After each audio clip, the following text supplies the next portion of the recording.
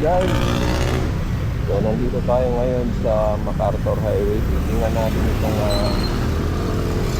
kalsadang butas-butas dito kung mayroon na pang pagbabago.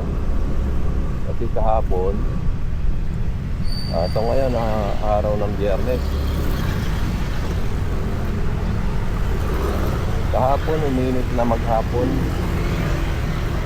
Tingnan natin kung meron na silang nagawa dito sa mga kalsadang butas-butas. Dito ngayon sa tapat tayo ng Paxton. Ito yung malala na kalsada dito. Itong area na ito mula Manutok. So kung kayo magawi dito, itong dito ng Paxton, lalo na pag umuulan dito, butas-butas, ayan o, butas-butas pa rin, wala pa rin pagbabago. Grabe, malala. Tapos inasabayan pa nitong Maynilad. So matagal na rin yung nakatiwangwang, wala pa rin nangyayari dyan. So itong parte na to talagang watak-watak na, kailangan talaga yung baguhin na. Mula Paxton hanggang Dambana, butas-butas pa rin ang daan. So kagabi sana mayroon na daan ng ginawa sila kahit na circulary lang, tatakpan yung butas. So para umula na naman. Kaya kayo dahan-dahan lang ang patakbo dito. Dahil ayun, ano yun, ang nangyari dun? O pati naglalakad, natapilok na, bigla na lang natumba. Wawa naman si ate.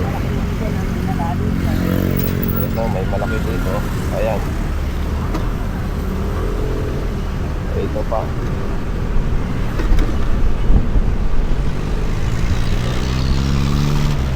Ayan, para ka nakikipagpapuntiro dito sa butas. Tapos may mga sasakyan pang mapipilit na tumakbo mga motor. Wala na natin dyan, no? May kaliwa. Ayan.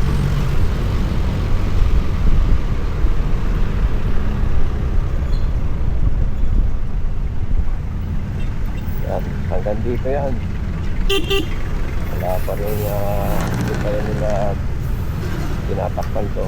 Pero ang sabi, babakbakin talaga to ng buo at papalitan ng simentaan at dito. Pero sana, kasi matagal-tagal pa yan sana bago bakbakin yan, temporary lang, dapat lagyan ng takpan pa rin yung mga butas. So guys, kung kayo naman ay manggagaling ng monumento, basta pagdating nyo po dito sa Dambana ng Fatima, mag-ingat na hanggang ano yan, hanggang Karuhatan yan.